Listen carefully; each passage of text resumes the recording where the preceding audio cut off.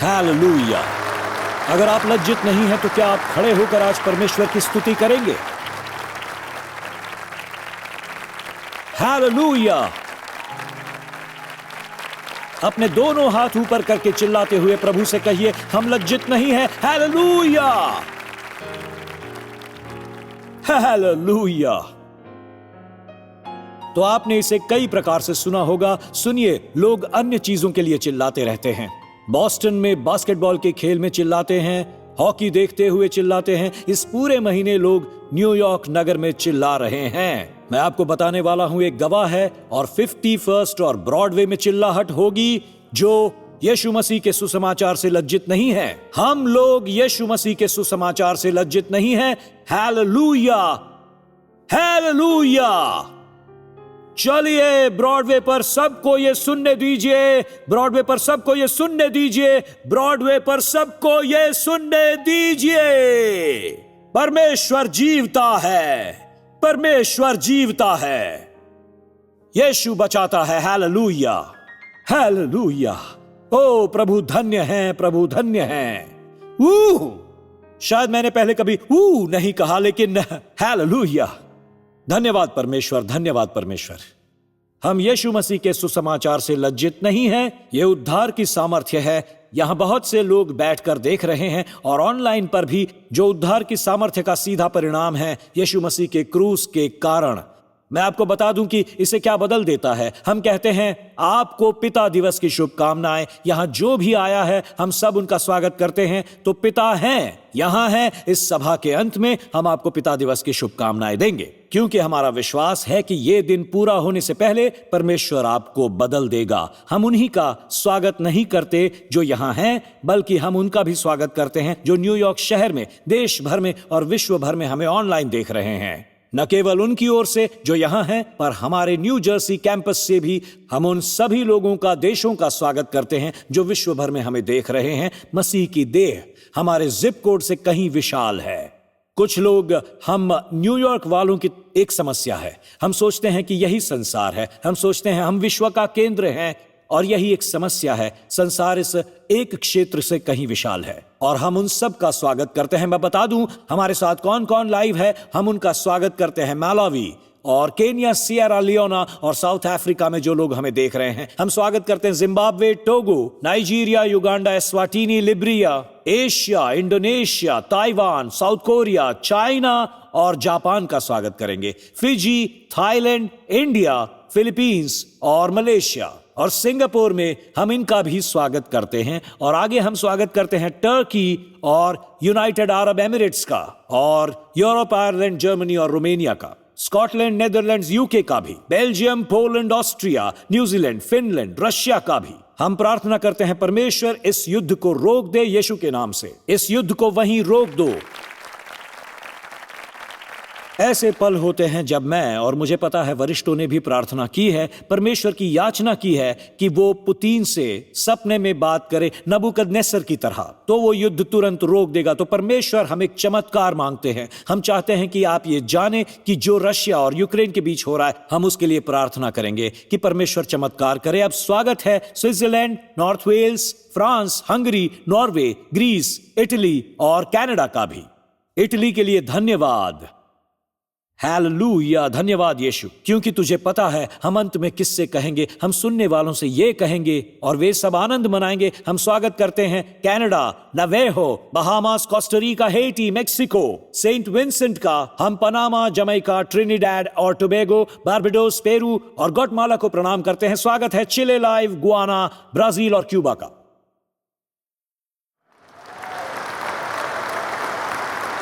और Puerto Rico. अविश्वसनीय। इसे पोर्टो रिकन कैंपस होना चाहिए था।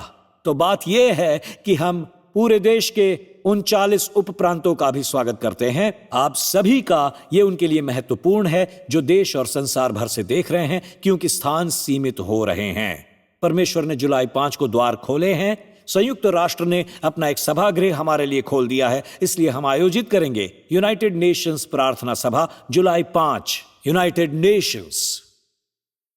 ये मत कहो कि आप शाम 4 बजे नहीं आ पाओगे, आपको तो काम पर भी नहीं जाना है, इसलिए ऐसा मत कहो। वो सारे झूठ मिटा दिए गए हैं। ये 4 से 5:30 तक होगी।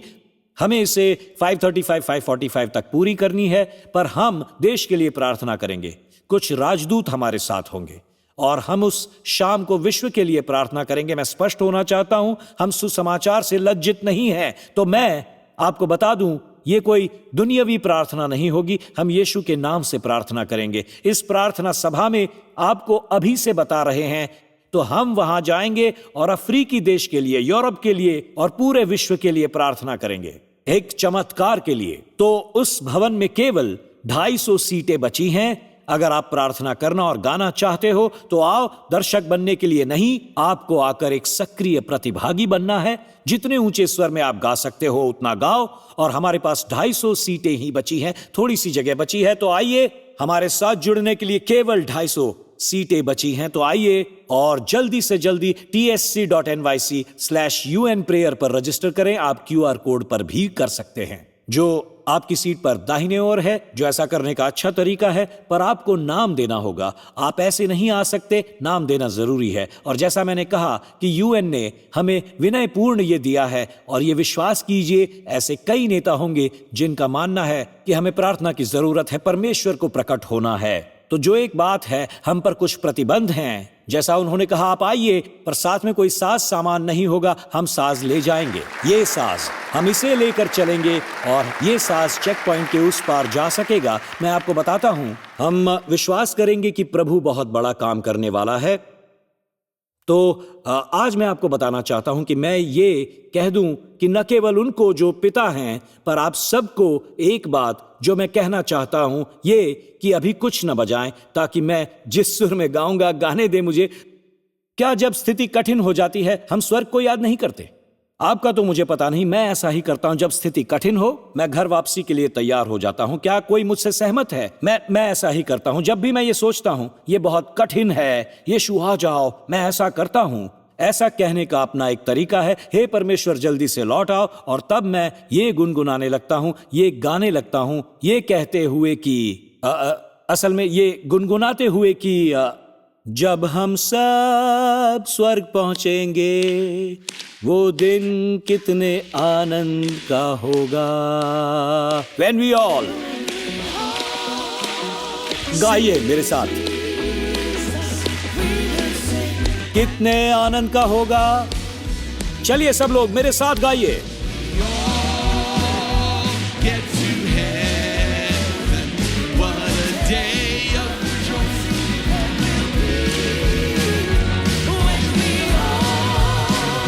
गाइए, हम सब एक बार फिर से गाएंगे। आप अपनी आवाज धीमी कीजिए, मुझे बालकनी की आवाज सुननी है। चलिए आवाज धीमी कीजिए और बालकनी गाओ जोर से। सब बालकनी वाले, क्या जबरदस्त आवाज है। चलो बालकनी वालों,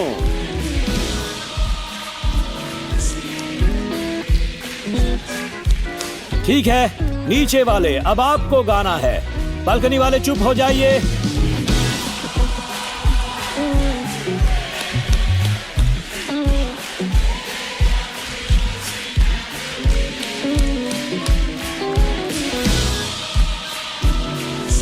सब मिलकर एक आखिरी बार ऑनलाइन संसार भर में आइए, मिलकर गाएंगे। चलिए हम सब गाते रहो चर्च।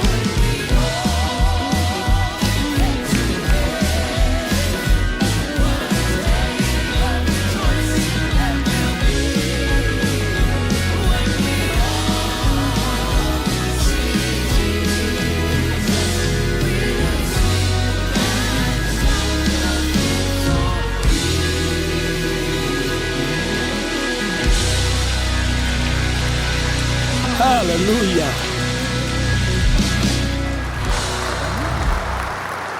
इस सप्ताह परमेश्वर ने मुझे आशा और बल और अंतर्दृष्टि दी, और मेरी प्रार्थना है कि आज प्रार्थना करते समय आपको आशा मिलेगी। हम प्रभु को बुलाएंगे। हे पिता, हमने अपने चर्च को सिखाया है कि हमारा आदेश है कि एक एक दिन जो हमारे पास है उसके लिए धन्यवाद हम कहें।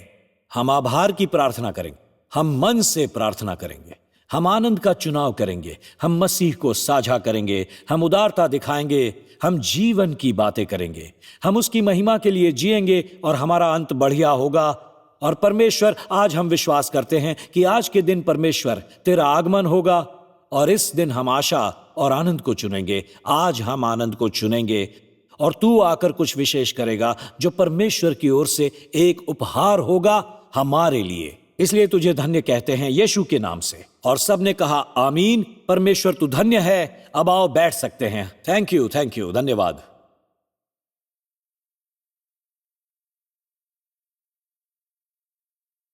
जब इस्राएली वाचा के देश में प्रवेश करने की तैयारी कर रहे थे, मैं चाहता हूं आप ये देखें, मैंने कुछ पलों के लिए इसे स्क्रीन पर रखा है। वे जो देश भर में और संसार भर में हमें देख रहे हैं, आप इसे नीचे 1/3 भाग में देख सकते हैं। परमेश्वर ने इस्राएलियों से उनके नए क्षेत्र के परिदृश्य के बारे में बात की जहां वे अपना नया जीवन जीने वाले थे, और ये उन्हें बताना परमेश्वर के लिए महत्वपूर्ण था। और मेरे विचार से परमेश्वर ने जो वर्णन किया वो भौतिक परिदृश्य से कहीं अधिक था, परंतु मेरे विचार से इस वर्णन में मसीह में हमारे नए जीवन के आध्यात्मिक पहलू भी थे। साथ ही साथ सुनिए परमेश्वर ने उनसे क्या कहा। परंतु जिस देश के अधिकारी होने को तुम पार जाने पर हो, वो पहाड़ों और तराइयों का देश है और आकाश की वर्षा के जल से सिंचता है। ऐसा है वो देश। मित्रों, इससे मैं ये समझ सका, यदि आप परमेश्वर के साथ चल रहे हैं तो आप पहाड़ों और तराइयों की अपेक्षा कर सकते हैं। मैं आपको इतना बता दूं, कितनों को पता है कि मैं क्या कह रहा हूं। जब आप परमेश्वर के साथ चलते हो और जो नया क्षेत्र वो आपके जीवन में लाता है, वहां आपको पहाड़ों और तराइयों का सामना करना पड़ेगा जब आप मसीह के साथ चलने का फैसला करते हो। मैं ये समझ गया, बहुत जल्द समझ गया, मसीही जीवन कोई बच्चों की यात्रा नहीं है जहां आप गोल चक्कर काटते रहते हो, सेल्फी निकालते हुए, लोगों को हाथ दिखाते हुए। ये मौत को चुनौती देने वाले रोलर कोस्टर की तरह होता है जहां आपकी सांसें रुकती हैं, आप ऊपर पहुंचते हैं, आपके पेट में बल पड़ने लगते हैं और ऊपर पहुंचने तक हम चिल्लाते हैं। और ऐसा ही कुछ मसीही जीवन में भी होता है। इस मसीही जीवन में हम पहाड़ों और तराइयों का अनुभव करते हैं। आप 1 महीने में इसका अनुभव पा सकते हैं, 1 महीने में इसका अनुभव, या फिर 1 सप्ताह में, और कितनों को पता है कि 1 ही दिन में भी ये हो सकता है, ये आ सकता है, ये सारा का सारा अनुभव। अब मैं आपको इस सप्ताह की पहाड़ों और तराइयों की बात बताऊंगा। मैं चाहता हूं आप देखें कैसे कुछ ही दिन में सब बदल जाता है। एक रिपोर्ट, एक फोन कॉल, एक टेक्स्ट। मैं सोमवार सुबह उठा और मुझे एक युवा का अद्भुत चित्र मिला जो दशकों पुराना डेट्रॉइट से था, और मुझे अच्छी तरह याद है उस युवा के लिए सिंडी और मैंने एक सूट खरीदा था। हमने उसके लिए उसका पहला प्रॉम सूट खरीदा था। उसने पहले कभी ये नहीं पहना था, और फिर दशकों बाद मैं डेट्रॉइट के इस युवा से मिला और वो मुझे एक अलग से कैप और गाउन में अपना फोटो भेजता है। कैप का अर्थ है कि उसे PhD की डिग्री मिली थी। वाह! और मैं ये देखकर, डेट्रॉइट के इस बंदे को देखकर खुश हो रहा था, और अचानक आप पहाड़ी पर अपने आप को ऊपर उठता हुआ पाते हो।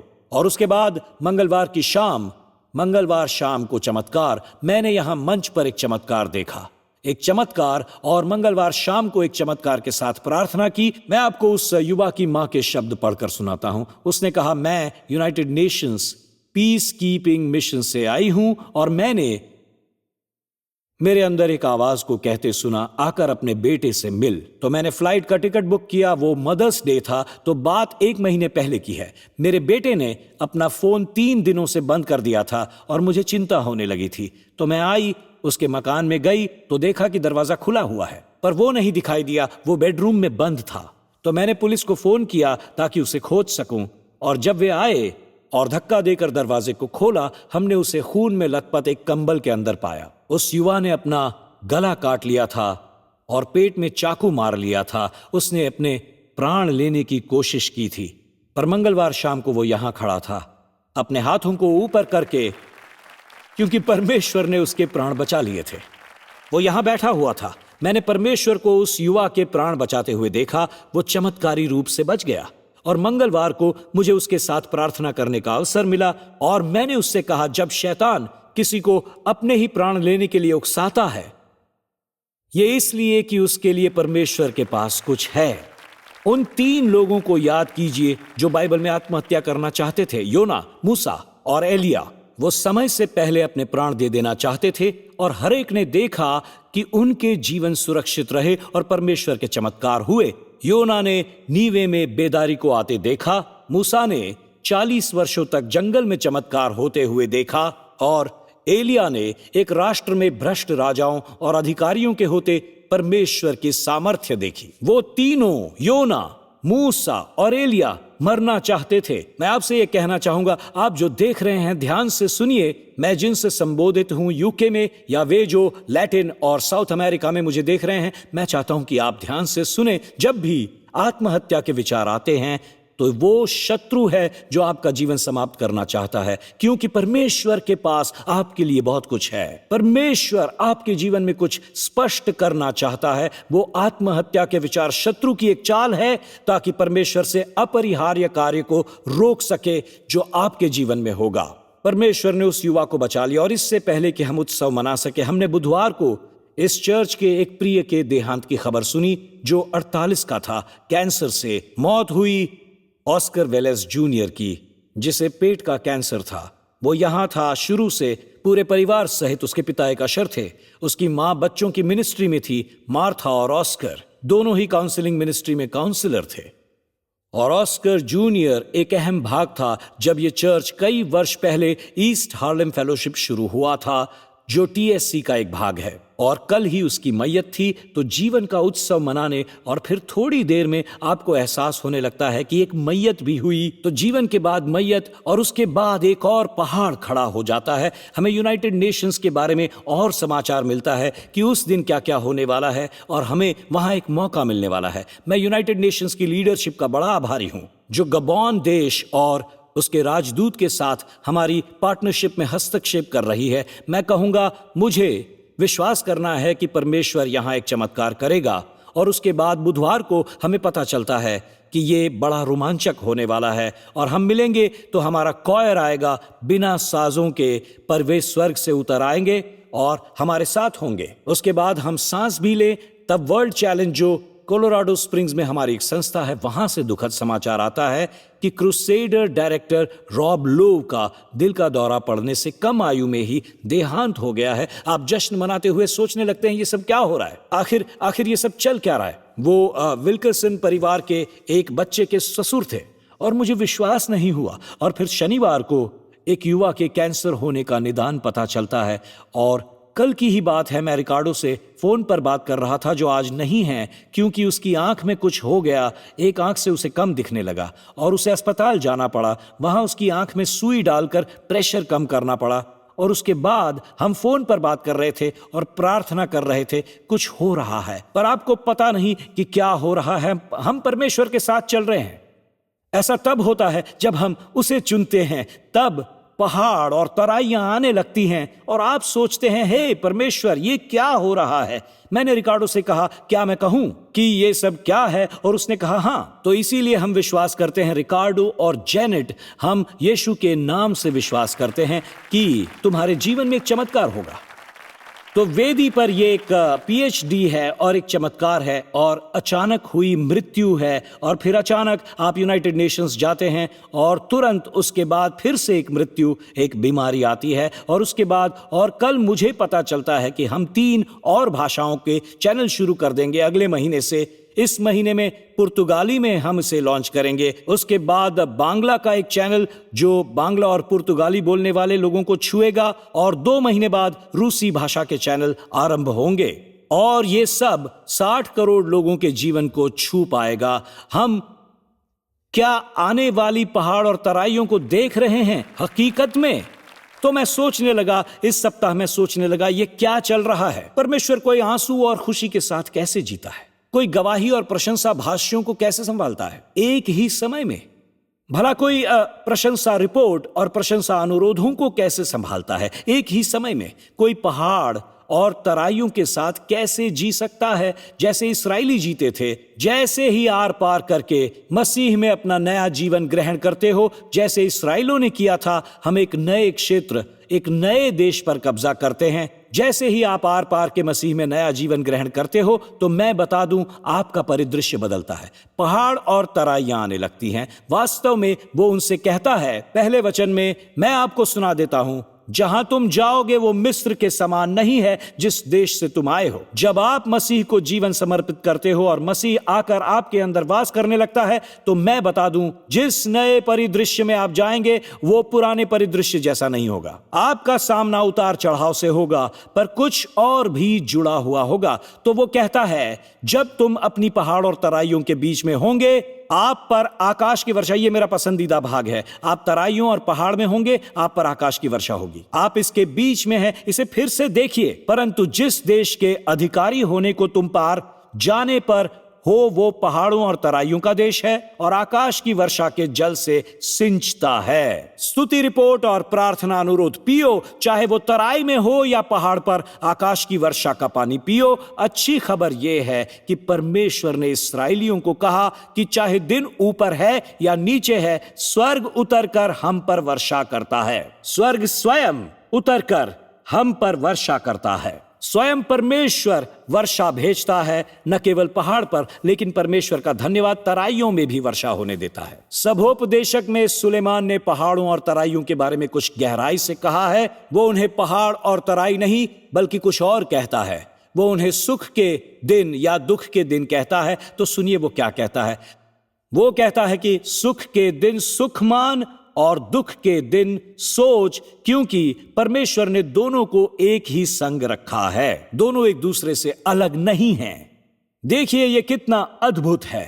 उसने कहा सुख का दिन पहाड़ है, खुश रहो, पर दुख का दिन तराई है, ये मत सोचो। तुम खुश हो, अपने हाथ उठाओ, स्तुति करो। याकूब ने यही कहा है। जब याकूब ने बात की तो वो कहता है, यदि तुम में कोई रोगी है, यही तराई है, तो चर्च के प्राचीनों को बुलाओ और वे उस पर तेल मलें और विश्वास की प्रार्थना के द्वारा रोगी बच जाएगा। यही तराई है। यही वो दिन है, दुख भरा तराई। पर आपको पता है उसके तुरंत पहले वो क्या कहता है। वो कहता है, मुझे एहसास हुआ हर कोई तराई में नहीं है। और उसने ऐसा कहा, क्या तुम खुश हो? ये पहाड़ है।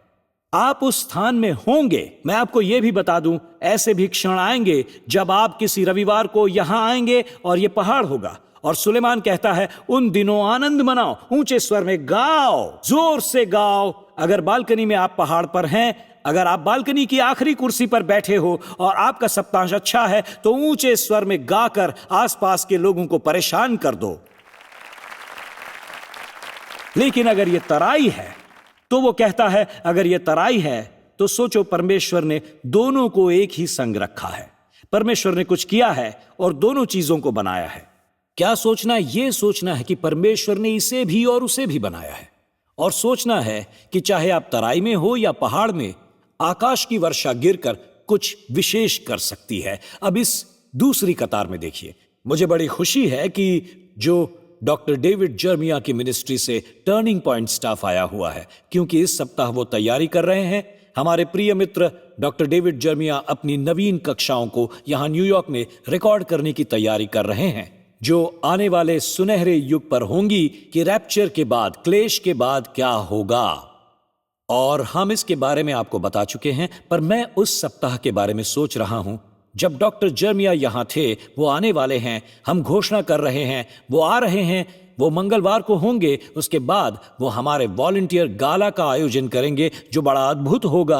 और हमें पता चलता है उन्हें एक संक्रमण है जिसका संबंध उनकी चलने वाली लड़ाई के साथ है, और अचानक वो नहीं आ पाएंगे। और फिर हमें पता चलता है कि वो रिकॉर्डिंग करने आ रहे हैं और एक अचानक पहाड़ खड़ा हो जाता है। फिर कल उनका स्वास्थ्य सही नहीं था। आप फिर से तराई में होते हैं और ये सोचते हैं आनंद मनाएं या हम मध्यस्थ बन जाएं। और अचानक हमें एहसास होता है कि ये हमारी चाल का एक हिस्सा है। जब सुलेमान ने कहा सोच, इस शब्द का अर्थ है समझदारी पाना, इस चीज को खोजना जो वहां नहीं थी। सरल भाषा में हमें यह समझना चाहिए, आज चाहे आप पहाड़ पर हों या तराई में, हमेशा याद रखें कि आपको जिसने पहाड़ दिया है वो परमेश्वर है। और आपको जानना है कि आपके साथ तराई में भी वही परमेश्वर होगा। आपको इन चीजों को समझना है कि ऐसे समयों में परमेश्वर आपके साथ होता है। मैं एक बेटी की कहानी पढ़ रहा था जिसने अपने पिता से शिकायत की कि कैसे चीजें कठिन होने लगी थीं। उसका समय वो तराई वाला था। जैसे ही मुझे समाधान मिला, उसने कहा, एक समस्या के बाद दूसरी समस्या आ गई। मैं संघर्ष करके थक गई हूं। उसके पिता जो एक शेफ थे कहने लगे, मेरे साथ चलो। वो उसे रसोई में ले गए। पानी से 3 बर्तन भर दिए, स्टव को तेज आंच पर रखकर उन्हें उस पर चढ़ाया और उबलने दिया। जल्द ही पानी में उबाल आ गया। उसने उनमें 3 चीजें डाल दी, एक में गाजर, दूसरे में अंडा और आखिरी वाले में कॉफी। और उन्होंने बिना कुछ कहे उसे उबलने दिया। और अंत में बेटी कहने लगी, आखिर आप कहना क्या चाहते हैं? और जब कुछ मिनट बीत गए, उसने गाजर को निकाला, एक कटोरे में रखा, अंडे को भी एक कटोरे में रखा और कॉफी को एक कप में उंडेल दिया। उसके बाद उसने कहा, देखो बेटी, तुम ही देखो ये क्या हो गया। उसने कहा, गाजर, अंडे और कॉफी? हाँ। उसने कहा, निस्संदेह। पिता ने कहा, पास से देखो, गाजर को छू कर देखो, क्या वो नर्म हो गया है? अब अंडे को तोड़ कर देखो। उसने छिलका उतार कर देखा और उसने पाया कि वो कठोर हो गया है। और अंत में उसने बेटी से कॉफी पीने के लिए कहा। हाँ। उसने कहा, क्या कर रहे हो? ये क्या है? आप मुझे क्या सिखाना चाहते हो? तब पिता ने जवाब दिया, सबने एक ही मुश्किल का सामना किया। सबको उबलते हुए पानी में डाला गया, पर सबकी अपनी प्रक्रिया अलग थी। गाजर कठोर था, नर्म होकर बाहर निकला। उबलते पानी ने उसे नर्म और निर्बल बना दिया। अंडा नाजुक था, उसने अपने पतले खोल को खो दिया, लेकिन वो बाहर निकला एक ठोस चीज बनकर। और आगे बढ़कर वो कहता है, कॉफी के बीज को देखो, हमारे लिए जो कॉफी के दीवाने हैं, कॉफी हमेशा जीत जाती है। तो उसने कहा, जब कॉफी को पानी में डाला गया तो उसने पानी का रंग ही बदल दिया। पानी ने कॉफी को नहीं बदला, कॉफी ने पानी को बदल दिया। और तब उसने अपनी बेटी से पूछा, अब तुम कौन हो जब अचानक से तुम्हें तराई में फेंक दिया जाए? मैं इतना बताना चाहता हूं, इस इटली वासी को देखो, यीशु के नाम से मैं पूरी तरह से कॉफी का बीज हूं। ना मैं गाजर की तरह बनूंगा, ना ही मैं अंडे की तरह। मैं ऐसा नहीं करूंगा। मुझे तो परिवर्तन बनना है। तो इसका क्या अर्थ है? जब आप तराई में चलते हैं, हमारे हाथ तब भी ऊपर ही जाते हैं और आकाश की वर्षा तब भी गिर सकती है, क्योंकि परमेश्वर आश्चर्य कर्म कर सकता है। प्रेरित पौलुस ने इस प्रकार से कहा। वास्तव में उसने कहा, आपको यह करना है, जब भी अपने आप को उबलते हुए पानी में पाओ, आपको तराई में कुछ कहना है। और क्या कहना है? वो इन शब्दों को कहता है। सुनिए इन शब्दों को। जब कुछ आपके पास आता है, प्रेरित पौलुस ने कहा, जब तुम उबलते हुए पानी में होते हो और सोचते हो कि इस समय मैं क्या करूं, पौलुस ने कहा, तब सो हम इन बातों के विषय में क्या कहें? यदि परमेश्वर हमारी ओर है तो हमारा विरोधी कौन हो सकता है? और जो बात मुझे पसंद है वो ये कि पौलुस ने पहाड़ों और तराइयों की बात की है। तो आगे सुनिए, परंतु इन सब बातों में हम उसके द्वारा जिसने हमसे प्रेम किया है जयवंत से भी बढ़कर हैं। ये देखो उसने क्या कहा, क्योंकि मैं निश्चय जानता हूं कि न मृत्यु, तराई, न जीवन, पहाड़, न स्वर्गदूत, न प्रधानताएं, न वर्तमान, न भविष्य, न सामर्थ, न ऊंचाई, न गहराई और न कोई और सृष्टि हमें परमेश्वर के प्रेम से जो हमारे प्रभु मसीह यीशु में है अलग कर सकती है। कोई भी हमें परमेश्वर के प्रेम से अलग नहीं कर सकता। यदि परमेश्वर हमारे साथ है तो हम पहाड़ और तराई से भी निकल सकते हैं। वर्षा होगी चमत्कार की। तो हमें यह कहना है, यदि परमेश्वर हमारे साथ हैं, इसे पूरा करो। कौन? प्रेरित पौलुस ने यह कहा है। मैंने यह पढ़ा कि पहाड़ की चोटी से नजारा भले ही खूबसूरत हो, लेकिन आप वहां स्थायी रूप से नहीं रह सकते, क्योंकि पहाड़ की चोटियां बंजर होती हैं। पहाड़ की चोटियां बंजर होती हैं। तराई भोजन उगाता है, क्योंकि वहां अच्छी मिट्टी पाई जाती है, इसलिए तराई में ही खाना मिलता है। अच्छी मिट्टी वहां पर है। तो जब परमेश्वर आपको तराई वाला दिन देता है, सुलेमान कहता है दोनों प्रभु देता है, वो कुछ ऐसा करने वाला है जो आपको पहाड़ की चोटी से नहीं मिल सकता। वो आपको एक नई मिट्टी में रखेगा जहां परमेश्वर कुछ करना चाहता है। भोजन तराई में उगता है, क्योंकि वो मिट्टी अलग होती है। तो मैं आपको उस भोजन के बारे में बता दूं जो मुझे पहाड़ी उपदेश से मिला। जब मैं पहाड़ों और तराइयों पर विचार विमर्श करने लगा, मैं उस पर सोचने लगा जो सप्ताह भर होता रहा, तो मैं आपको बता दूं कि जो आशा मुझे पहाड़ी उपदेश से मिली, हर एक सप्ताहांश में पॉडकास्ट सुनता रहा, पर एक ने मेरे दृष्टिकोण को बदल दिया।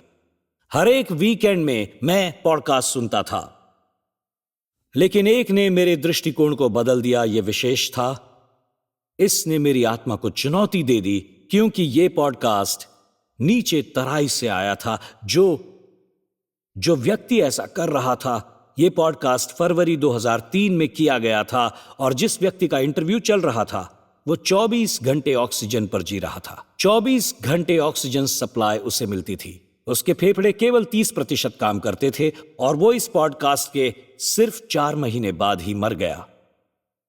पर मुझे ये बताना है कि मैंने उस तराई में और उस मिट्टी के बारे में जो सुना जहां इस व्यक्ति को बोया गया था, उसने बताया वो कभी भी मर सकता था। मैंने उसके 3 पॉडकास्ट को सुना। उसके जो अंतिम 3 इंटरव्यू थे वो बड़ी खुशी से बोल रहा था, वो बड़ी शांति के साथ बात कर रहा था, जैसे कि उस पर स्वर्ग से वर्षा हो रही हो। कभी कभी मैं कुछ पॉडकास्ट सुनकर बड़ा दुखी हो जाता हूं, ऐसे जैसे सारे लोग पहाड़ी की चोटी से ही बात कर रहे हों। आइए मेरे साथ शामिल हो जाइए। लेकिन ये तराई से बात कर रहा था और उसे सुनना उनसे बेहतर था जो पहाड़ पर से बोलते हैं।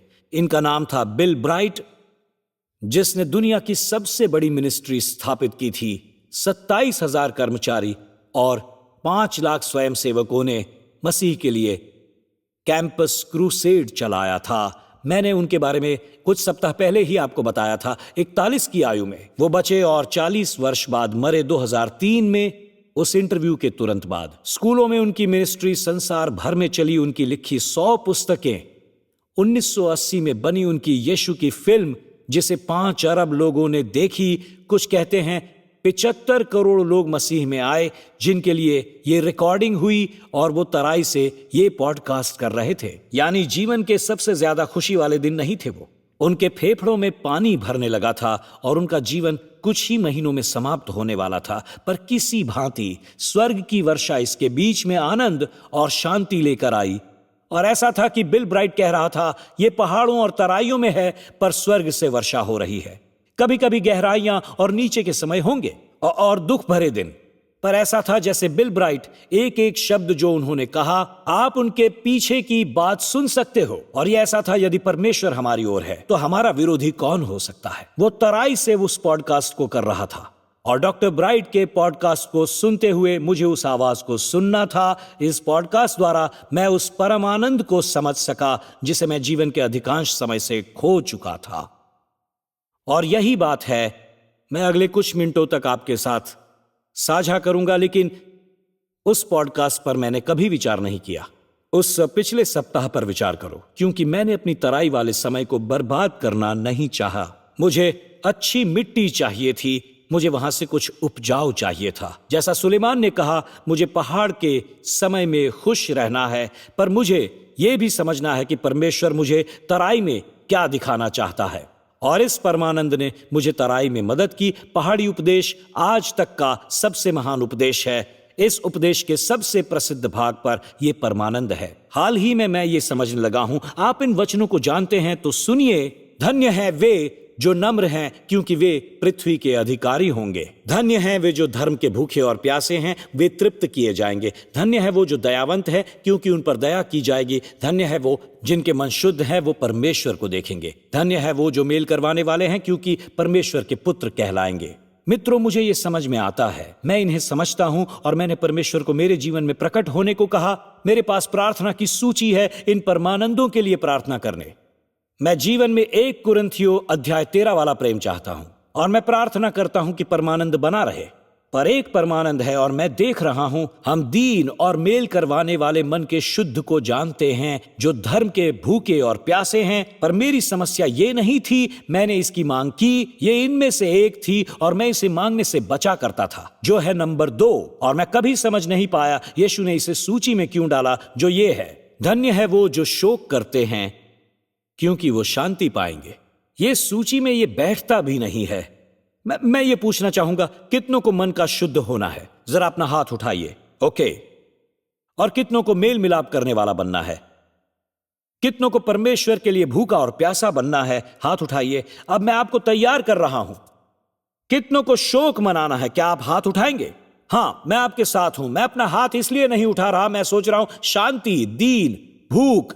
जी हां, भूख, लेकिन शोक मुझे नहीं चाहिए। मैं शोक में नहीं हूं, मुझ में शांति है, मुझे यह पसंद नहीं है। पर यीशु ने यह जोड़ दिया जैसे कि शोक का संबंध हमेशा मैयत से होता है। क्या क्या वो ये कह रहा था इन सब के बीच में तुम्हें किसी मैयत में जाना पड़ेगा? तो मैं ये डाल देता हूं, धन्य है वो जो शोक करते हैं। मैंने इसे उपयुक्त किया है लोगों से बात करते समय, धन्य है वो जो शोक करते हैं क्योंकि वो शांति पाएंगे। ये किसी नमूने में नहीं बैठता जो वो हमें यहां करने को कहता है। ये प्रतिदिन के आचरण हैं जो वो हमसे करने को कहता है। मैं चाहता हूं तुम मेल मिलाप करवाओ, मैं चाहता हूं तुम्हारे जीवन में भूख और प्यास रहे, मैं चाहता हूं तुम दीनता और नम्रता की मांग करो, मैं चाहता हूं तुम्हारा प्रतिदिन का आचरण ऐसा रहे। पर शोक मनाना, यहां कुछ और होना चाहिए था, लेकिन यीशु कहता है शोक मनाने वाले धन्य हैं और शोक मनाने वालों को शांति मिलेगी।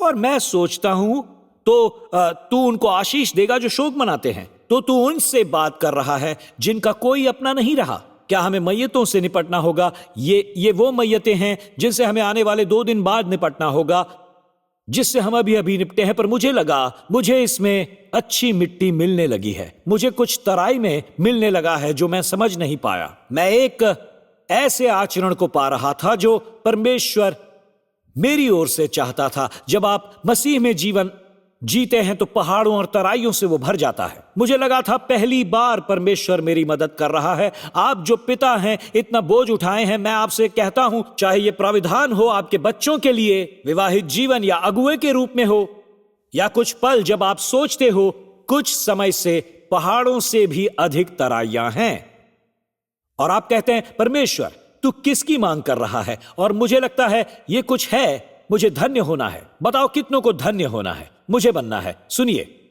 क्योंकि वो बात कर रहा है, मेरे पास समझाने का कोई और उपाय नहीं है, पर धन्य शोक मनाने वाला। अगर आप शोक मनाते हैं आप धन्य हैं। अगर आप जानना चाहते हैं धन्य होने के अर्थ क्या है, मेरे पास इस बाइबल का कोई और अनुवाद नहीं है जो विभिन्न सर्वनाम बता सके ताकि आप इसका अर्थ समझ लें। एक ऐसा वचन जो एम्प्लीफाइड बाइबल से अलग हो। अब ये सुनो, ये कहने के बदले कि धन्य है जो शोक मनाते हैं, मैं चाहता हूं आप सुने और स्क्रीन पर नजर डालें कैसे एम्प्लीफाइड वर्जन शब्द धन्य को विस्तार से समझाता है। वो कहता है, वो इस प्रकार से एम्प्लीफाइड में लिखा है, धन्य और ईर्ष्यापूर्ण रूप से खुश, परमेश्वर के अनुग्रह के अनुभव से उत्पन्न खुशी और विशेष रूप से उसकी अतुलनीय कृपा से प्रकटीकरण पाने वाले वो लोग। प्रकटीकरण से सशक्त, आप कहेंगे क्या?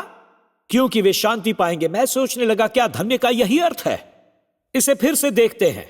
ईर्ष्यापूर्ण रूप से खुश, परमेश्वर के अनुग्रह के अनुभव से उत्पन्न खुशी के साथ। आप कहते हैं परमेश्वर का अनुग्रह मुझे ये देता है, और विशेष रूप से उसकी अतुलनीय कृपा से प्रकटीकरण से वातानुकूलित। मेरे लिए यह अद्भुत है, क्योंकि मेरे लिए यह समझना कि परमेश्वर मुझसे क्या चाहता है, शायद शोक मनाना, शायद वचन 2 में परमानंद क्रमांक 2 तराई की बात है।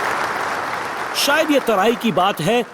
शायद यहां परमेश्वर मेरी मदद कर रहा था। परमेश्वर कह रहा था, सुन, ऐसे समय होंगे जब तेरे दिमाग में खुशी नहीं होगी, ऐसे भी समय होंगे जब तेरे मन में ऐसी सुबह होगी जो तुझ पर बीतने वाली होगी, जिसका तुझे सामना करना पड़ेगा। इससे तू डरना मत। तू कहना, मेरे विचार में सुबह के लिए उत्तर था उन चीजों को दूर करना जो मुझे शोकित करती हैं। और यीशु कहता है, क्या कहता है? वो कहता है, नहीं, शोक के लिए उत्तर था शांति स्थिति नहीं। क्योंकि हम जो करेंगे वो ये कहना है, मुझे बुरा लग रहा है, स्थिति को बदल दो, मुझे वहां चलने दीजिए, मुझे यहां आने दीजिए। न्यूयॉर्क वाले ये जानते हैं, मैं न्यूयॉर्क नगर को छोड़ देना चाहता हूं, मुझे फ्लोरिडा जाना है, क्योंकि किसी भी तरह फ्लोरिडा में कोई शोक नहीं बनाता। कभी कभी हम ये सोचते हैं क्योंकि हमें पता चला है। मैं आपको बता दूं कि जो संसार भर से देख रहे हैं, आप में से कुछ समझ सकेंगे, न्यूयॉर्क में उससे भी बढ़कर तराइयां हैं, जितने पहाड़ भी नहीं हैं यहां पर, सचमुच। और आपको उनका सामना करना होगा। पर मेरे विचार में यह भोजन है, यह मिट्टी है जो परमेश्वर हमें तराई में देता है। और मैं ये समझने लगा, मुझे स्थिति को सुधारना होगा ताकि मुझे शोक मनाना ना पड़े। मैं समझने लगा, जब लोगों को ईश्वर से सांत्वना नहीं मिलती तो वे शोक करने वालों से विलाप करने वालों में बदल जाते हैं। ओह, क्या बोला है पास्टर टिम? यहां पर कुछ विलाप करने वाले हैं। ओह, वो मुझसे ये करने को कहते हैं और मुझे जाना होगा, मुझे जाग जाना है। परमेश्वर, मुझे नया जीवन चाहिए, मुझे जरूरत है। सुनो सुनो सुनो, आपका काम अपनी स्थिति को सुधारना नहीं है, ऐसे क्षणों में पवित्र आत्मा से सांत्वना प्राप्त करना है। परमेश्वर कहता है मुझे तराई में तेरी मदद करने दे। जल्दबाजी मत कर और अचानक आप सोचने लगते हैं मैं अपनी तराई को सुंदर बनाऊंगा, मैं अपनी तराई में मरम्मत करूंगा। नहीं नहीं नहीं नहीं नहीं नहीं। हम ऐसे समाज में रहते हैं जो कहता है कभी भी आपको शोक नहीं मनाना चाहिए। हमारी संस्कृति का लक्ष्य है हमेशा हंसते रहना, उत्साहित रहना। शोक का प्रत्युत्तर यीशु के अनुसार आनंद और परिवर्तन नहीं है, यह शांति है, परमेश्वर की शांति। सुनो, क्योंकि हम ये समझते हैं कई बार आप अपनी तराई को नहीं बदल सकते, आप ये निर्धारित नहीं कर सकते आप तराई से बाहर कब निकलोगे। आप आगे बढ़कर तराई की गति बढ़ा नहीं सकते, पर आपको परमेश्वर की शांति मिल सकती है जो तराई में आती है। शायद वो यही कह रहा था। और अब मैं सोचता हूं परमेश्वर मुझे ये चाहिए, हम शांति का अनुभव इसलिए नहीं कर पाते क्योंकि हम अपनी परिस्थितियों को बदलने की कोशिश करते हैं, हम तराई को सुधारने की कोशिश करते हैं। परमेश्वर कहता है नहीं नहीं नहीं नहीं। हम भूल जाते हैं स्पर्जन क्या कहता है, हमारी सबसे बुरी चीजें अक्सर हमारी सबसे अच्छी चीजें होती हैं। ये छिपी है आशीष में। उन्होंने कहा क्रूस में, नुकसान में, दुखों में छिपी हुई आशीषें, इनमें आशीषें छुपी हैं। मैं समझ गया, सुनिए, मैं समझ गया। हर दिन एक रोलर कोस्टर है, हर एक दिन। सुनिए, 4 बच्चों का होना जैसे हमारे हैं, हमारे लिए हर एक दिन एक रोलर कोस्टर है। और जब उनकी आयु कम थी ऐसा था जैसे हमारे घर में 6 झंडे हैं। हम कभी चुप नहीं रहते। आप कहते हैं क्या तुम्हें क्या सारा समय खाते रहना है, और अचानक वो खाते रहते हैं और सब कुछ यहां वहां कर देते हैं। पर हर बार परमेश्वर तराई में शांति भेजता है, परमेश्वर हमेशा ये करता है। और मुझे लगता है कि हमारे शोक के बीच स्वर्ग से बरसती बारिश की शांति है। वचन हमें यह बताता है, मैं इसे पूरा करूंगा। वचन कहता है शांति 2 स्थानों से आती है, भक्त लोगों और पवित्र आत्मा की ओर से। उसने कहा ये भक्त लोग हैं और पवित्र आत्मा।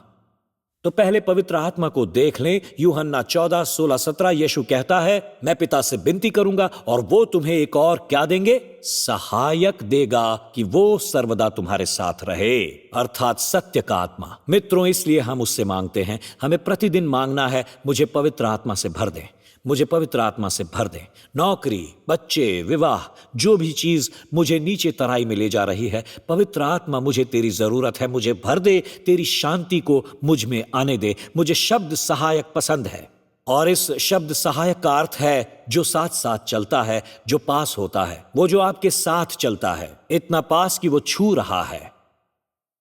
पर उसके साथ भक्त लोग। 2 कुरिन्थियों 7:6 सुनिए, प्रेरित पौलुस यहां कहता है, उसने कहा तो भी दिनों को शांति देने वाले परमेश्वर ने कैसे, पौलुस इस बार पवित्र आत्मा के द्वारा नहीं, तीतुस के आने से हमको शांति दी। तीतुस द्वारा परमेश्वर हमारे साथ चलने के लिए अपनी पवित्र आत्मा को भेजेगा, और परमेश्वर हमारे लिए जीवन की बातें बताने के लिए लोगों को भेजेगा। शोक मनाना ठीक है क्योंकि शांति मिलती है, अपनी आत्मा में कराहना ठीक है, यह कहकर परमेश्वर मुझे तुम्हारा साथ चाहिए।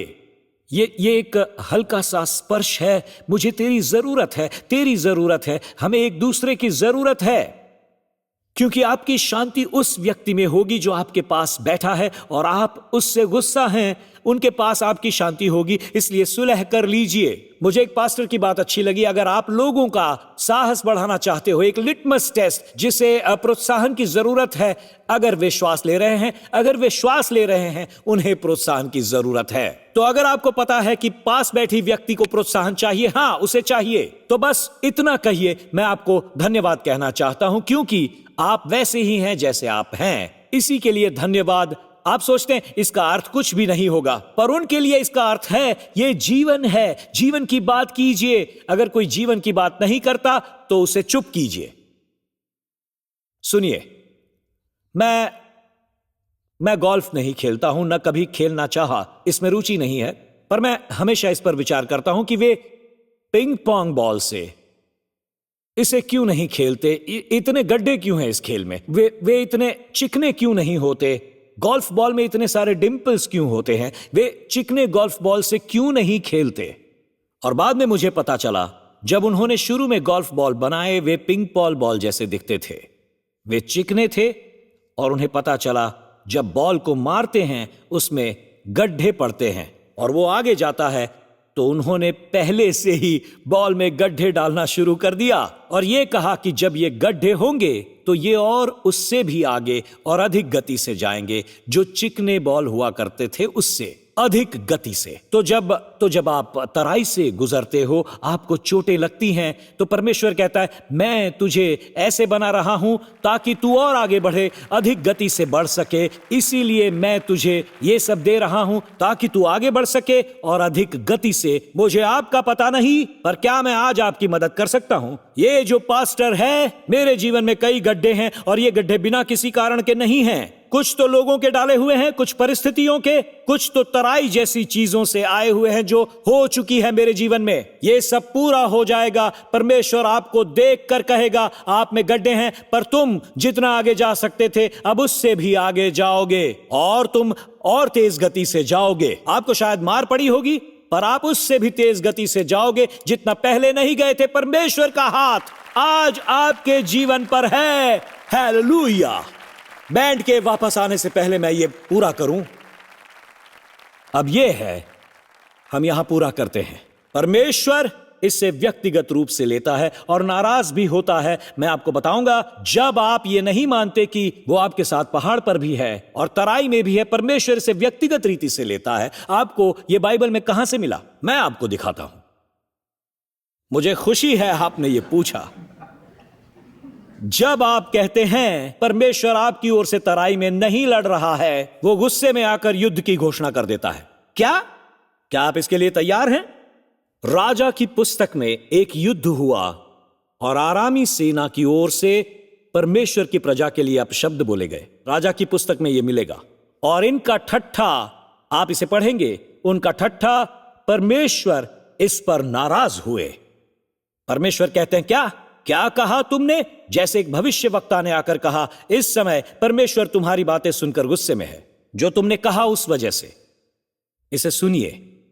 तब परमेश्वर के उसी जन ने इस्राएल के राजा के पास जाकर कहा, यहोवा यूं कहता है, अरामियों ने यह कहा है कि यहोवा पहाड़ी देवता है परंतु नीची भूमि का नहीं है। उसने कहा, इस कारण मैं उस बड़ी भीड़ को तेरे हाथ में कर दूंगा, तब तुम्हें बोध हो जाएगा कि मैं यहोवा हूं। मैं पहाड़ों का परमेश्वर नहीं हूं, मैं तराइयों में तेरे साथ तेरा परमेश्वर हूं। वो कहता है, जब आपको लगता है मैं वहां नहीं हूं, परमेश्वर कहता है, सुनो, तब हम इसी चीज को लेकर युद्ध लड़ेंगे। और लोग आरामी सेना के हाथों नष्ट हो रहे थे और आराम ने सीमा पार कर दी थी। वास्तव में उन्होंने सीमा पार कर दी और इस्राएलियों की निजी धन संपत्ति पर अपना अधिकार जमा रहे थे। और परमेश्वर ने कहा, नहीं, ये यहीं रुकेगा। ये सुनिए। उन्हीं दूतों ने फिर आकर कहा, बेन्हदद तुझसे ये क्यों कहता है? ये आराम का राजा कहता है कि मैंने तेरे पास ये कहला भेजा था कि तुझे अपनी चांदी, सोना और स्त्रियां और बालक भी मुझे देने पड़ेंगे। बात और बिगड़ती गई, परंतु कल इसी समय मैं अपने कर्मचारियों को तेरे पास भेजूंगा और वे तेरे और तेरे कर्मचारियों के घरों में ढूंढ ढांड करेंगे। एक तराई की बात करें तो परमेश्वर कहता है, ओहो, अब मैं काम करने वाला हूं। तुम एक तराई में हो, परमेश्वर कहता है, मैं बताता हूं मैं एक ही पल में क्या कर सकता हूं। यह बड़ा अद्भुत है। शत्रु ने सोचा वे हमारे हाथ लग गए तराई में। परमेश्वर यहोवा को वे नहीं समझ सके। उन्हें लगा वो कोई अशुद्ध देवता है, और मैं इसे यूं कहूंगा, उन्होंने सोचा वो कोई ऐसा वैसा देवता है जो अपने हाथ कभी अशुद्ध नहीं करता। उनकी ये सोच थी और वे कह रहे थे, वहां ऊपर वो बैठा है, वो कुछ भी नहीं करेगा। और वो कहते थे, ओ तुम्हें नहीं पता वो कैसा परमेश्वर है, क्योंकि वो अभी तक इस वचन के बारे में कुछ नहीं जानते। जिसने परमेश्वर के स्वरूप में होकर भी परमेश्वर के तुल्य होने को अपने वश में रखने की वस्तु न समझा, वरन अपने आप को ऐसा शून्य कर दिया यीशु ने। तो ये लीजिए, मेरे विचार में ये तराई का वचन है, अपने आप को ऐसा शून्य कर दिया और दास का स्वरूप धारण किया और मनुष्य की समानता में हो गया और मनुष्य के रूप में प्रकट होकर अपने आप को दीन किया और यहां तक आज्ञाकारी रहा कि मृत्यु, क्रूस की मृत्यु भी सह ली। एक तराई की बात करें तो तैयार रहिए, परमेश्वर ने उसको अति महान भी किया और उसको वो नाम दिया जो सब नामों में श्रेष्ठ है, कि जो स्वर्ग में और पृथ्वी पर और जो पृथ्वी के नीचे है वे सब यीशु के नाम पर घुटना टेकें और परमेश्वर पिता की महिमा के लिए हर एक जीभ अंगीकार कर ले कि यीशु मसीह ही प्रभु हैं। उन्हें नहीं पता था कि परमेश्वर ने पहाड़ों की और तराइयों की बात की थी। मैं वो परमेश्वर हूं जो यहां ऊपर पहाड़ों पे बैठकर पवित्र पवित्र पवित्र सुनता हूं, और मैं वही परमेश्वर हूं जो क्रूस पर जाकर कहता है कि पूरा हुआ। मैं वो परमेश्वर हूं जो पहाड़ पर हो सकता है, और मैं वो परमेश्वर हूं जो तराई में भी हो सकता है। हम ऐसे परमेश्वर की सेवा करते हैं। वो तराइयों से नहीं डरता, वो यहां आपके साथ होगा। मेरे साथ खड़े रहना, क्योंकि परमेश्वर ने पूरी आरामी सेना को मार डाला। मैं ये पढ़कर सुनाता हूं। अगला वचन है जो कहता है, जैसे ही परमेश्वर ने कहा कि उसने जो किया है, तब अचानक ये लिखा है, और वो 7 दिन आमने सामने डेरे डाले पड़े रहे। तब 7वें दिन युद्ध छिड़ गया। तराइयों के परमेश्वर को देखो, और एक दिन में इस्राएलियों ने 1 लाख आरामी प्यादे मार डाले। ये वो थे जो वो कर रहे थे एक दिन में। ये वो थे जो कह रहे थे, कृपया करके हमारे परिवार को हाथ मत लगाओ, कृपया तराई में होने की बात मत करो। परमेश्वर कहता है, मैं एक दिन में 1 लाख लोगों को नष्ट कर दूंगा। और पता है तब क्या हुआ? उनमें से कुछ बच निकले। अगले वचन को देखिए, राजा 20, 29, 30। जो बच गए वो अपेक को भागकर नगर में घुसे, और बेनहदद जो बड़ी बड़ी बातें कर रहा था ये कहकर कि वो तराइयों का परमेश्वर नहीं है, बेनहदद भी भाग गया और नगर की ओर भीतरी कोठी में चला गया। ये राजा जो कर रहा था, मैं अंदर आ रहा हूं, ये कहकर कृपया मुझे छोड़ दो। मैं ये कह रहा हूं, मैं पहाड़ों के परमेश्वर तथा तराइयों के परमेश्वर की सेवा करता हूं।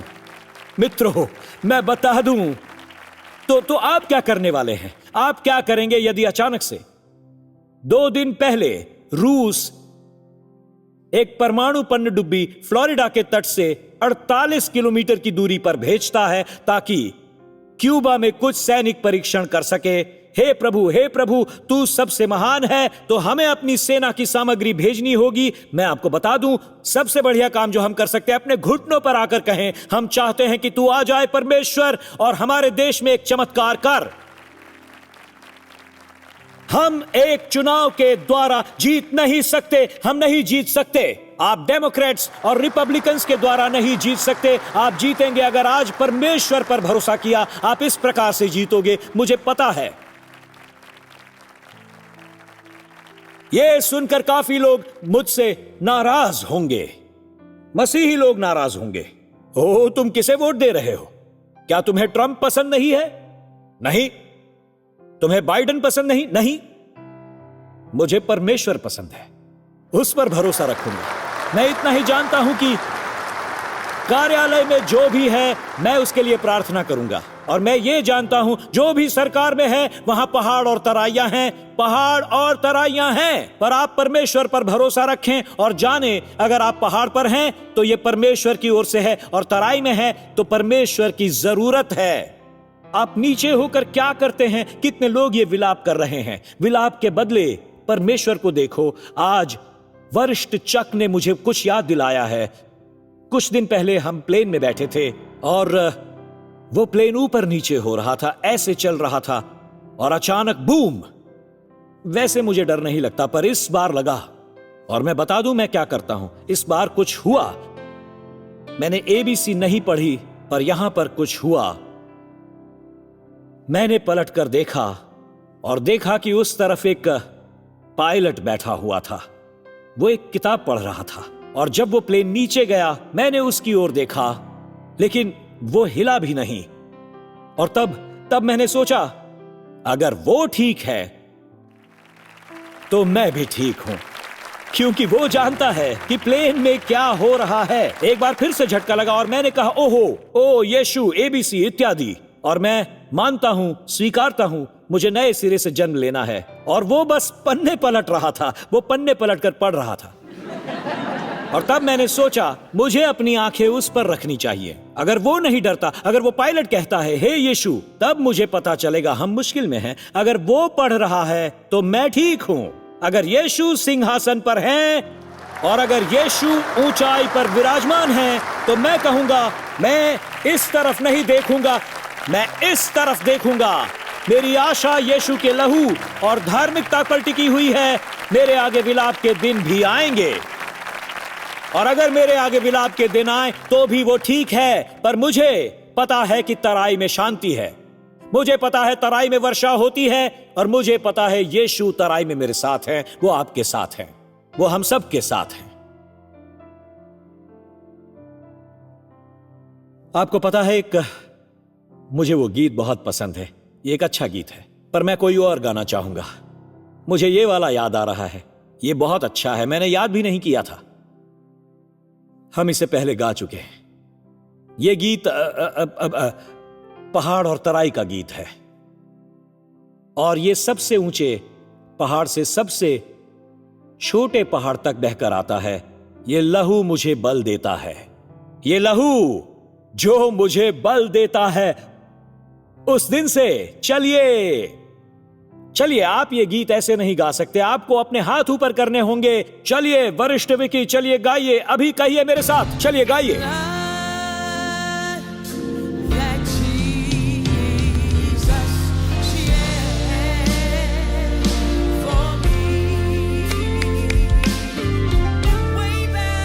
चलिए गाइए।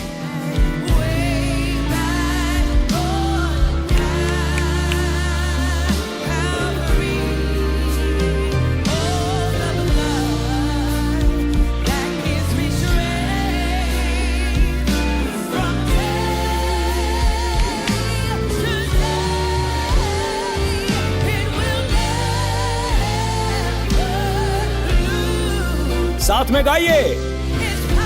ठीक है, हाथ ऊपर कीजिए, आराधना करते हैं, आप गा सकेंगे।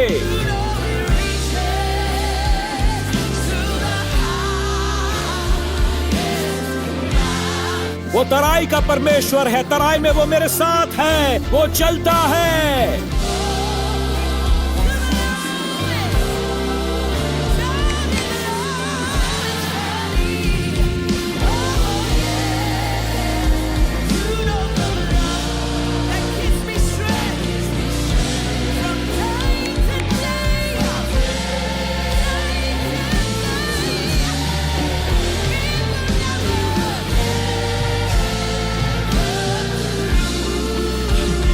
एक और बार सब मिलकर गाएंगे, गाइए मेरे साथ। चलिए, पहाड़ों और तराइयों में, पहाड़ और तराई में।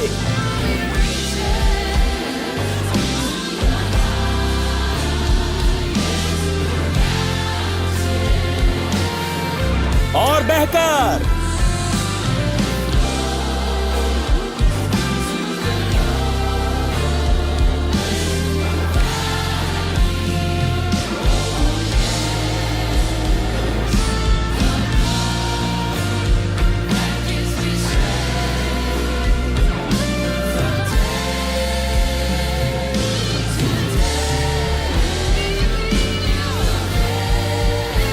आप लोग आवाज धीमी कीजिए।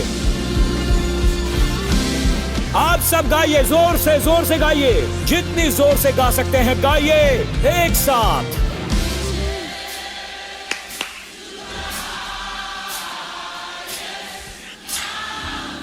यही पहाड़ है परमेश्वर की आशीष, और बहकर चर्च पर आता है।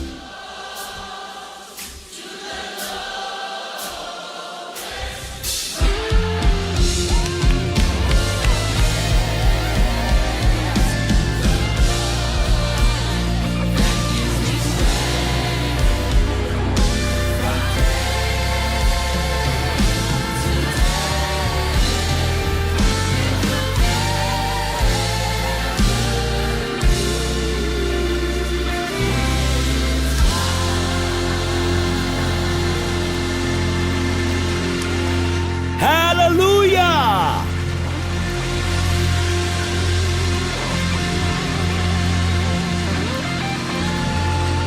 अब जल्दी से सुनिए, कितनों को और ठीक रीति से अपनी तराई को संभालना है। क्या आप हाथ उठाएंगे? आपको अपने हाथ ऊपर उठाकर कहना है, परमेश्वर मुझे शांति दे, मुझे तेरी शांति चाहिए। मैं इस तराई से निकलने का प्रयास कर रहा हूँ, ये भूल कर कि तू मुझे तराई में शांति देगा। मैं चीजों को तेज करने का प्रयास कर रहा हूं, मैं तराई को सजा रहा हूं। परमेश्वर शांति भेज, सांत्वना भेज, पवित्र आत्मा और तेरे पवित्र जनों को भेज। परमेश्वर मेरे साथ पवित्र आत्मा को चलने और फिरने दे। पवित्र जन मुझसे जीवन की बात करें। मुझे विलाप करने वाला नहीं बनना है, मुझे शोक मनाने वाला नहीं बनना।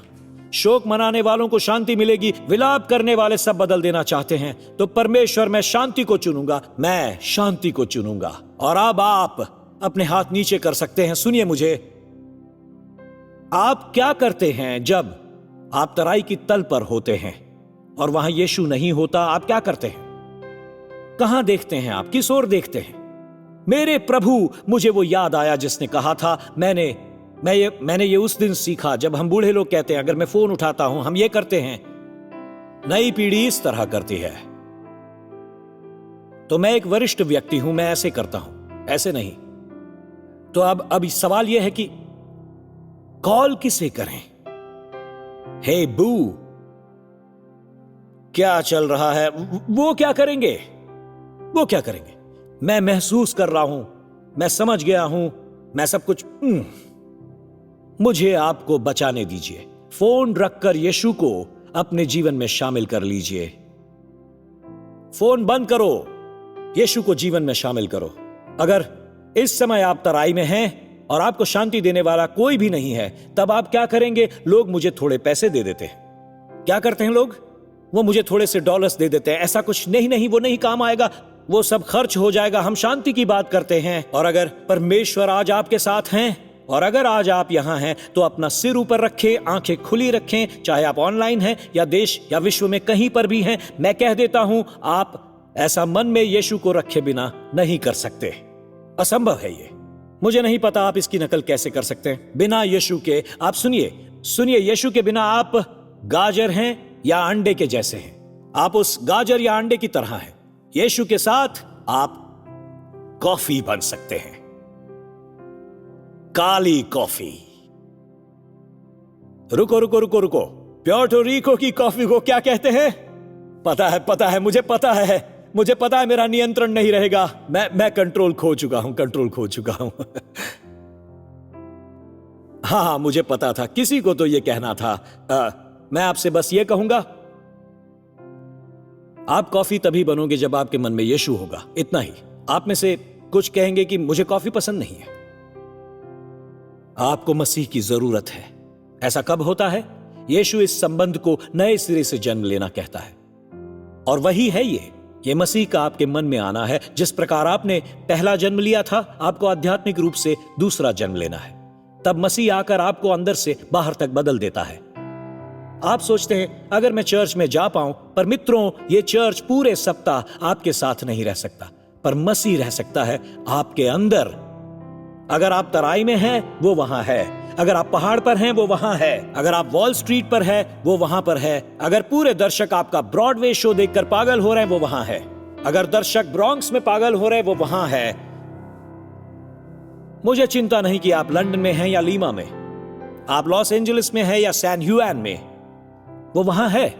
जब आपको जीवन में उसकी जरूरत है, वो वहां है। हमें यीशु की जरूरत है। ये कैसे होता है? ABC। ये ABC जितना सरल है ये कहना कि मैं एक पापी हूं, मुझे मसीह की जरूरत है।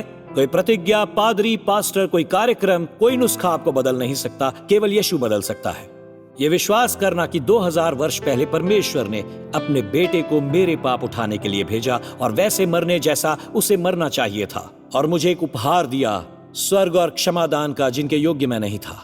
और मैं मानता हूं वही प्रभु है, और यही बात इसे धर्म के संबंध में बदल देती है। जब वो प्रभु बन गया है, ये रविवार का प्रभु नहीं है, ये प्रतिदिन का प्रभु है। वो हर दिन मेरी हर चीज का इंचार्ज है। वो पहाड़ों और तराइयों का प्रभु है, क्योंकि पहाड़ आपसे परमेश्वर को भुलवा देंगे, तराइयां आपसे परमेश्वर को पुकारने को कहेंगी, पर पहाड़ों पर और तराइयों में भी परमेश्वर हमेशा साथ है। अगर अभी तक मसीह ने आकर आपको अंदर से बाहर तक नहीं बदला, तो मैं आपको निमंत्रण देता हूं, प्रार्थना कीजिए मेरे साथ। हे परमेश्वर, आकर मुझे बदल दे। आप चाहे एक पिता हैं, आज यहाँ हैं क्योंकि आपकी पत्नी ने जो कहा, आपके बच्चों ने जो कहा, वो आपको ठीक नहीं लगा। अगर आप नए सिरे से जन्म लेना चाहते हैं, तो मैं बता देता हूं, आज उसे आपको बदलने दें। वो आपके साथ पहाड़ों और तराइयों में होगा, और सबसे ऊंचा पहाड़ वो है जो आपको स्वर्ग तक पहुंचाएगा। जब मृत्यु आएगी और आप जान लेंगे आप उसके साथ अनंत काल बिताएंगे, तो बालकनी, सामने, पड़ोस में, जर्सी कैंपस या ऑनलाइन आप कहते हैं पास्टर टिम, जब आप नए सिरे से जन्म लेने की प्रार्थना करें, मुझे भी इसमें शामिल करेंगे। मैं चाहता हूं मसीह आकर मुझे आज बदल दें। अगर आप बिना हिचकिचाहट ऐसा चाहते हैं तो हम एक साथ प्रार्थना करेंगे। मुझे भी इस प्रार्थना में शामिल करना। क्या आप हाथ उठाकर कहेंगे जितना ऊपर हो सके, हे प्रभु उन्हें ऊपर रहने दीजिए, ऊपर उठाइए हाथ। हाँ हाँ हाँ हाँ हाँ, यस यस, धन्यवाद धन्यवाद धन्यवाद, थैंक यू। वहां पर ऊपर हाथ उठाइए। परमेश्वर का धन्यवाद, परमेश्वर का धन्यवाद, परमेश्वर का धन्यवाद, परमेश्वर का धन्यवाद। और जो पड़ोस में हैं, जो संसार भर से देख रहे हैं, टाइप कीजिए, फैसला ले लिया गया है। और मेरे साथ कहिए, प्रिय प्रभु यीशु, मैं मानता हूं तू परमेश्वर का पुत्र है। मैं विश्वास करता हूं कि तूने क्रूस पर मेरे पापों को, मेरी लज्जा को, मेरे दोषों को उठा लिया और उनके बदले मरा। मेरी खातिर तूने नरक का सामना किया ताकि मुझे वहां न जाना पड़े। तू मृतकों में से जी उठा, मुझे स्वर्ग में एक स्थान और पृथ्वी पर एक उद्देश्य देने, तेरे पिता के साथ एक संबंध देने। आज प्रभु यीशु, मैं अपने पापों से मन फिराकर नए सिरे से जन्म लेता हूं। इसे जोर से कहिए, परमेश्वर मेरा पिता है, यीशु मेरा उद्धार करता है। कहिए, पवित्र आत्मा मेरा सहायक है और स्वर्ग मेरा घर है, यीशु के नाम से। और सब कहिए आमीन।